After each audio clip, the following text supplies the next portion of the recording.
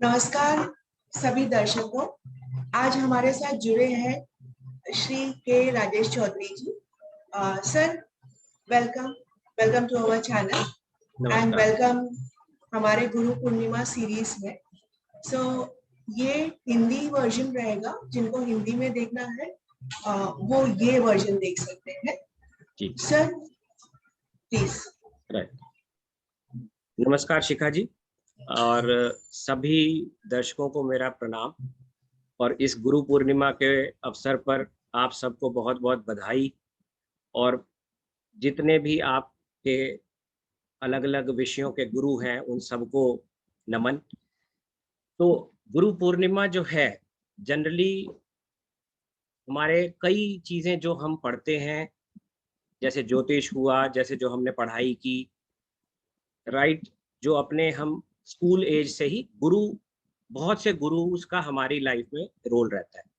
तो सभी गुरुओं से हम कुछ कुछ सीखते हैं और सबको जो हमारा ऋण है वो हम इसी तरह चुका सकते हैं कि हम उनकी जो हमने उनसे जो विद्या पाई, उनसे जो नॉलेज हमने ग्रहण की, हम उसका सही उपयोग करें और बाकी लोक कल्याण में और लोगों का उससे भला हो, इस तरह से हम उसका उपयोग कर पाएँ। तो यही ईश्वर से प्रार्थना है कि ऐसा चीज़ें संयोग बनाए और ऐसा हमारे को शक्ति दे, थॉट दे, हमारा बुद्धि को इस दिशा में ले जाए कि हम सबका कल्याण के बारे में कुछ करें। तो मैं अपने लिए यही कहूँगा कि मैं बहुत भाग्यशाली था कि मैं श्री वी के चौधरी जी के परिवार में उत्पन्न हुआ और मेरे तो सभी विषयों में वही गुरु रहे। तो गुरु पूर्णिमा का सबसे जो क्लोज, जब से जो नज़दीकी संबंध है वो प्लैनेट मून से है। जनरली हम चंद्रमा को, क्योंकि जो बृहस्पति को गुरु माना गया है, लेकिन चंद्रमा जो है, चंद्रमा हमारा माता को रिप्रेजेंट करता है, माँ को रिप्रेजेंट करता है। तो किसी भी शिशु के लिए, चाहे वो ह्यूमन बीइंग है, चाहे वो एनिमल है, कोई भी है, कोई भी जाति प्रजाति है, उसमें जो माँ है वो उसके लिए प्रथम गुरु होती है और वो उसको सारी वो चीज़ें सिखाती है। सारे अच्छे संस्कार देना ये उसी के हाथ में होता है। सारी वो चीज़ें वो सिखाती है कि वो इस दुनिया में अपना जीवन यापन कैसे कर सकता है। एक स्टेज के बाद स्कूल्स आते हैं, एक स्टेज के बाद बाकी पढ़ाइयाँ आती हैं, लेकिन सबसे पहले जब ये चीज़ें नहीं भी थी, जब सिविलाइजेशन, जब आदिकाल में भी देखें तो माँ ही सिखाती।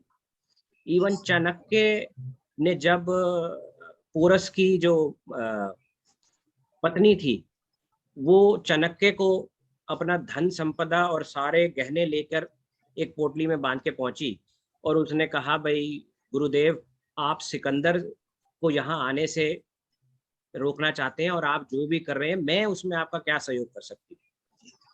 तो उसने उनको अ, अपना धन अर्पण करने की कोशिश की। तो चाणक्य ने उसे उन्हें यही कहा कि माता, ये मुझे नहीं चाहिए, लेकिन तुम्हारा बहुत बड़ा योगदान है भारत को आगे ले जाने में, क्योंकि तुम माँ हो और तुम्हारा जो आगे पुत्र होगा, तुम ये संस्कार उसमें डाल दो, तो वो असली में भारत का भला करेंगे, ना कि जो आप मतलब मुझे धन से मैं कुछ कर पाऊंगा। तो जो माँ की जो टीचिंग्स है, ये पोरस था या कोई और राजा था, मतलब उस समय के जो राजा थे, जो उनकी किसी की वो मुझे याद पड़ता है दृष्टांत। हाँ, तो वो उन्होंने कहा, भाई तुम माँ हो तो माँ का जो कर्तव्य है, अगर तुम राइट संस्कार और यही संस्कार अब अपने पुत्र में दोगी तो वो ज्यादा भला करेगा, ये तुम अपने पास रखो, इसकी हमें जरूरत नहीं। तो माँ का जो रोल है वो आदिकाल से शास्त्रों में सब जगह बिल्कुल मेंशन्ड है कि भाई ये बड़ा इंपॉर्टेंट रोल है। तो मून जो है, अगर हमारा ठीक है, क्योंकि मून जो है वो चंद्रमा जो है हमारा माइंड को, हमारे सोच को, क्या हम सोचते हैं, कैसा हम दूसरों के प्रति भाव रखते हैं, ईर्ष्या रखते हैं, द्वेष रखते हैं, या हम दूसरों का वेलफेयर सोचते हैं, तो ये सारी चीज चंद्रमा की स्थिति पे भी कहीं ना कहीं हमारे जन्म कुंडली में डिपेंड करती है। तो चंद्रमा का सही स्ट्रेंथ में सही जगह पर होना हमें कई चीजों से बहुत बचाता है और कई चीजों में हमें बहुत मदद करता है। और चंद्रमा का जो रोल है वो साइंटिफिक कम्युनिटी भी टाइड्स ऑफ ओशन में, ज्वार भाटा में, और हमारी बॉडी पे इम्पैक्ट और उसका जो एनवायरनमेंट पे इम्पैक्ट है, वो सारे तरह की विद्याएं इसको मानती हैं। क्योंकि चंद्रमा जो है सबसे क्लोजेस्ट, सबसे पास ग्रह है हमारे जो हेवनली बॉडीज हैं। जो सारी चीजें थोड़ी थोड़ी दूर है, लेकिन चंद्रमा सबसे पास है, उसकी मूवमेंट सबसे ज्यादा है, सबसे फास्ट मूविंग, तेज गति से चलने वाला वो ग्रह है। और अगर एक सुबह शाम के चार्ट आते हैं आपके पास, एक ही डेट के, और सुबह दोपहर शाम या 2 घंटे बाद के चार्ट होते हैं, तो उनमें सबसे ज्यादा बदल क्या रहा है? लगन और चंद्रमा। बाकी सब तो वही सुबह वाली डिग्रीज ही आप नोट कर लो तो वही होती है, बड़ा मामूली सा फर्क होता है। तो चंद्रमा की स्थिति हमारे पर्सनैलिटी को बनाती है, क्योंकि वो संस्कार जो है सबसे पहले चंद्रमा से ही हमें मिलते हैं। और चंद्रमा की जो, अगर वो नीच का हो जाता है तो वो बहुत ज्यादा एक हमारी पर्सनैलिटी में डिफेक्ट है, कि वो हमारे को कहीं ना कहीं, हम किसी चीजों में जो हमारा रिएक्शन है, जो जेलसी हो सकती है या ईर्ष्या द्वेष, कुछ भी, चंद्रमा कोई ना कोई डिफेक्ट उसमें, डिपेंडिंग ऑन वो किस घर का मालिक है हमारे चार्ट कुंडली में, तो वो हमें प्रॉब्लम कॉज करता है। अब चंद्रमा हम उदाहरण के तौर पे मिथुन लगन लेते हैं, तो मिथुन लगन में अगर चंद्रमा नीच का हो, तो मिथुन लगन में चंद्रमा नीच का होकर 6ठे स्थान में पहुंच जाता है। और 6ठा स्थान जो है, जैसा कि सब जानते हैं कि वो लड़ाई झगड़ा, फाइनेंशियल इंस्टेबिलिटी, अब इन सारी चीजों को रिप्रेजेंट करता है। अब दूसरा जो घर है जिसका वो स्वामी है, वो आपकी फैमिली को, आपके बोलचाल को, आपकी स्पीकिंग पावर को, आपके धन को, जो कि आप अपने पुरुषार्थ से कमाते हैं, उसका संचय, तो वो दूसरे घर से होता है। अब वो जब 6th हाउस में आ जाता है, तो 6ठे घर में आने से वो चंद्रमा जो है हमारे को फैमिली में जो हैप्पीनेस है वो कम कर देता है, खुशी कम करता है, कहीं ना कहीं वो अपने समय में सेटबैक्स देता है, झगड़ा करा सकता है, पत्नी के स्वास्थ्य के लिए वो अच्छा नहीं, तो माता के स्वास्थ्य के लिए अच्छा नहीं। तो इस तरह कोई भी ग्रह है, स्पेशली खास तौर पे चंद्रमा जब नीच का होके बुरे स्थान में भी, दुष्स्थान में भी बैठ जाता है, जैसे कि 6ठा, 8वां या 12वां, तो वो एक ज्यादा हैंडीकैप और ज्यादा प्रॉब्लम लाइफ में कॉज करता है। अब जैसे नीच का चंद्रमा अगर हमारे 8वें स्थान में आ गया, तो हमारा उस केस में हमारा लगन हो गया मेष। तो मेष लगन में चंद्रमा जो है स्वामी है चौथे घर का, और चौथा घर सबसे ज्यादा इंपॉर्टेंट घर हो जाता है अगर उसमें मूल त्रिकोण साइन है या उसमें ग्रह बैठे हैं। तो चौथे घर की जो स्ट्रेंथ है, जो ताकत है, वो लाइफ में आगे ले जाने में आदमी को बहुत बहुत मेहनत से लेके जाएगी, या बहुत स्मूथली ले जाएगी, या आदमी बहुत लक्की होगा और उसको हवा से ही आगे चला जाएगा। ये सारी चीजें चौथे घर के स्ट्रेंथ पे आती है। अब चौथे घर का स्वामी चंद्रमा अगर 8वें घर में बैठ जाए, तो 8वां घर वैसे ही रुकावटों का घर है, सबसे बुरा स्थान उसे मिला हुआ है, लेकिन वहां पे वो नीच का भी हो रहा है। तो चौथे घर से 8वें में आने से वो आपको ऐसे केसेस में विवाह का जो टाइमिंग है उसको बहुत ज्यादा प्रॉब्लम करता है, डिले कर जाता है। और आपके जो असेट्स आप बनाना चाहते हो, आप घर बनाना चाहते हो, प्रॉपर्टी लेना चाहते हो, उसमें भी बहुत अड़चने आती हैं। कई लोग बिल्कुल इस तरह से प्रॉपर्टी बनाते हैं, जैसे एक आपने ब्रेड खरीदी, इतनी सिंपली भी लोग प्रॉपर्टीज बनाते हैं। और ऐसे भी लोग हैं जो इतनी प्लानिंग करने के बाद भी जब वो करने जाते हैं तो उसमें कोई ना कोई डिफेक्ट निकल आया, या कोई प्रॉब्लम आ गई, या कोई भी चीज हो गई, तो वो 8वें में बैठ जाने से वो कई तरह से वल्नरेबल, कई तरह से उसमें आशंकाएं आ जाती हैं कि कहीं ना कहीं किसी ने हर स्टेप पे कोई ना कोई आपको प्रॉब्लम आ सकती है। तो ऐसे ही जब नीच का चंद्रमा आपके पहुंच गया 12वें स्थान, तो 12वें स्थान में पहुंचने से लगन हो गया आपका धनु। अब धनु लगन वालों के लिए चंद्रमा 8वें स्थान का मालिक है, खुद भी वो मैलेफिक प्लैनेट है, खुद भी वो एक दुष्ग्रह है और बैठा भी दुष्स्थान में, तो वो डबल जो दुगनी उसकी जो वीकनेस और प्रॉब्लम देने की क्षमता बढ़ जाती है। अब वो वहां बैठा तो 8वां घर आपका मैरिटल टाई, आपकी जो विवाह का जो गठजोड़ है वो चलने का, विवाह कितना लंबा, मैरिड लाइफ कितनी लंबी है, लॉन्जिविटी ऑफ मैरिड लाइफ को रूल करता है। 8वां घर आपकी इनहेरिटेंस को रूल करता है। 8वां घर आपका जो ऐसी चीजें जो आपने कमाई नहीं है, आपको लॉटरी में मिली है, जैकपॉट लगा, वो चीजों को रूल करता है। तो वो जब 12वें स्थान के साथ कनेक्ट हो जाता है तो वो लॉस है, वो घर व्यय का स्थान है, अल्टीमेटली नुकसान का स्थान। तो ये सारी चीजों में वो नुकसान करता है। फादर को जब आदमी बाल्यकाल में अगर ऐसे पीरियड में ऐसे में चंद्रमा की जो अंतर्दशा आ जाती है, दशा अंतर्दशा आती है, तो पिताजी को भी बहुत नुकसान हो जाता है, क्योंकि पिताजी ने जो उस समय में कमाना था वो आपको पास ऑन होना था, मिलना था। तो इनहेरिटेंस में प्रॉब्लम आई तो फादर की जो अर्निंग्स है वो उस समय डाउन चली गई, या फादर की हेल्थ को बहुत ज्यादा प्रॉब्लम आ गई तो वो कमा ही नहीं पाए, वो अर्न नहीं कर पाए।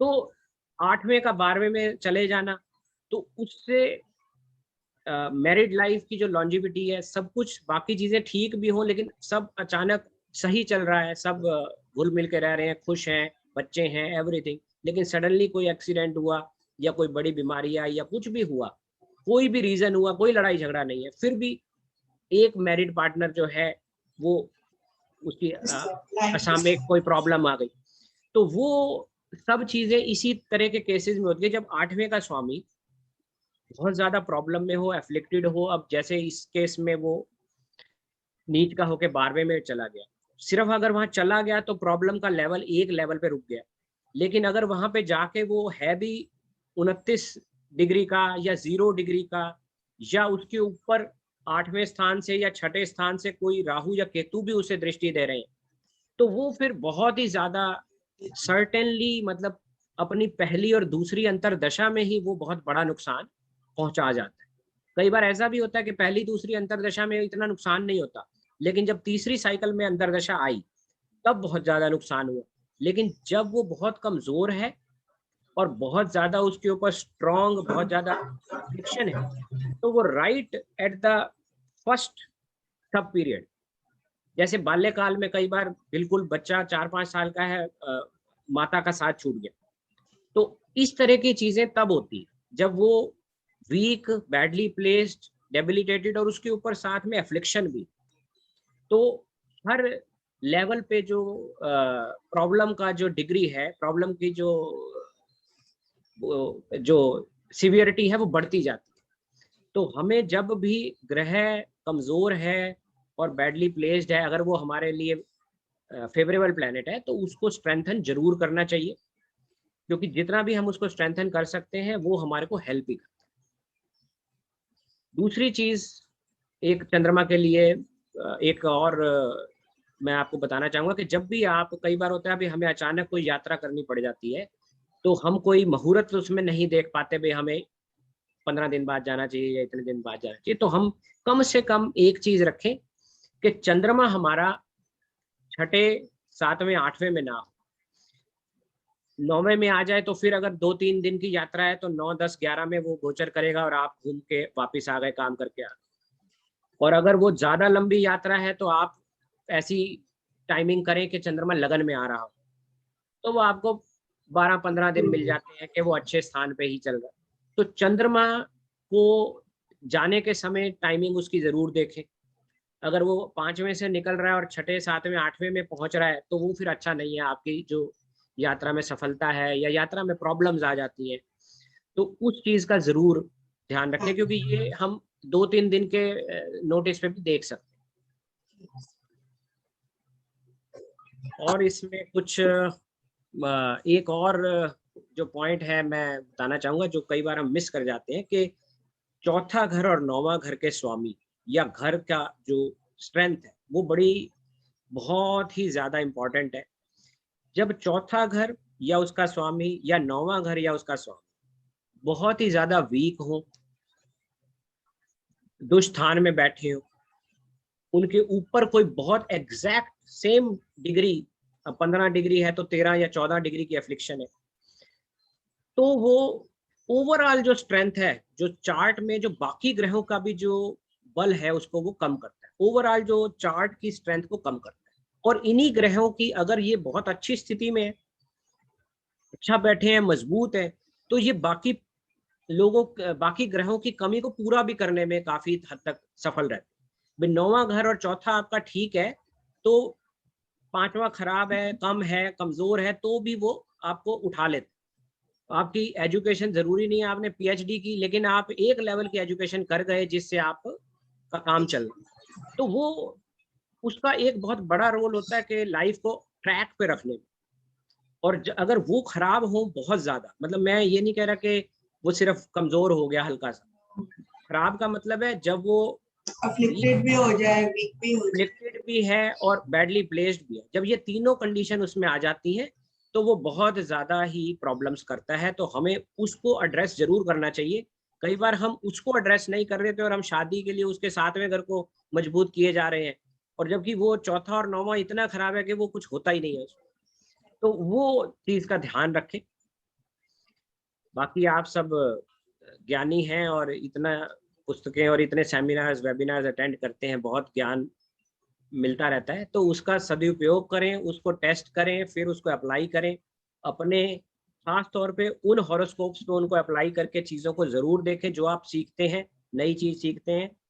जिन लोगों की लाइफ के बारे में आप जानते हैं, जो आपके फैमिली मेंबर हैं, आपके मित्र हैं, जिनको आप क्लोजली जानते हैं और आपको पता है ये कुंडली ठीक है।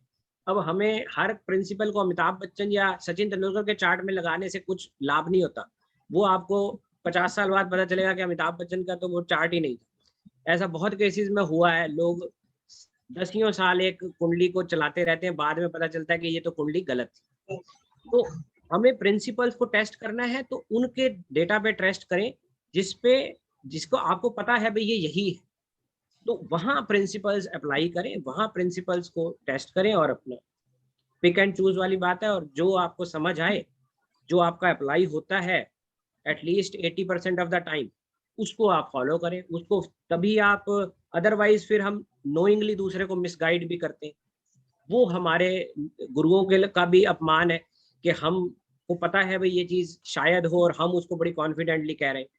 तो गुरु का ऋण तभी हम चुका सकते हैं कि जब हम दूसरे का भला कर रहे हैं, ना कि हम किसी विद्या से उसको नुकसान पहुंचा। तो ये इन शब्दों के साथ मैं इसको विराम देता हूँ। बहुत शुक्रिया, बहुत ही सुंदर था। Wish you a very happy Guru Purnima. आपके स्टूडेंट्स को हमेशा ब्लेस करते रहिए।